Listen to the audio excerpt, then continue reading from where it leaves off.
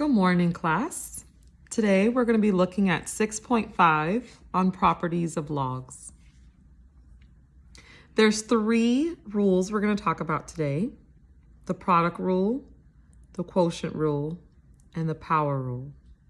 And we're going to look at it in condensed and in expanded form. So first, starting with the product rule, if I have log base b of m times n, I can expand that expression by using addition log base b of m plus log base b of n. So we can change multiplication into addition and separate the m and n. For the quotient rule, we can change log base b of m divided by n into log base b of m minus log base b of n. So division will break up into subtraction. Then for the power rule, log base b of m to the n power, we're going to take this exponent and drop it in front of the log, and then it becomes multiplied to the log. So we're going to take the n, drop it in front, and now it's being multiplied to the log. Then we can also go in reverse. We can start off with this expression and condense it.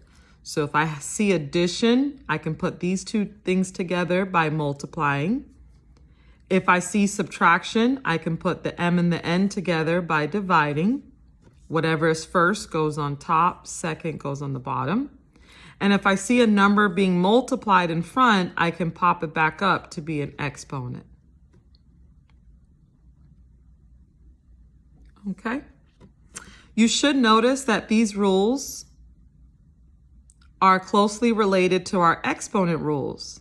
When we're multiplying 2 variables, what do we do with the exponents? We add them. When we're dividing 2 variables, what do we do with the exponents? Subtract. And when we have a power to a power, we end up multiplying them. So you should notice the correlation between these rules and our exponent rules. All right, let's take a look at some examples. So first, we're going to look at some examples where we're going to expand the expressions. So for our first example, we have log 3x. So I want to separate these two things. And so multiplication will turn into addition. So it'll be log 3 plus log x. Let's look at another example. I have log x to the 7th power. So to expand it, this exponent 7 is going to drop down in front of the log. Oops.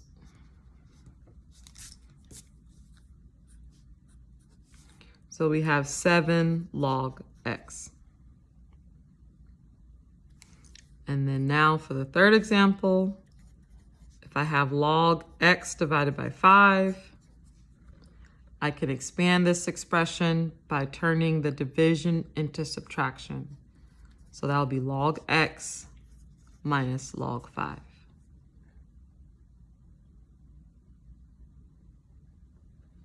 Now we're going to look at some examples where we're going to condense.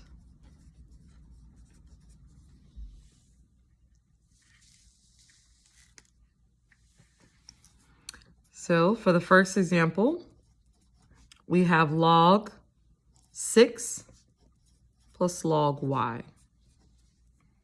So when I see that addition, I know that I can put those together by multiplication.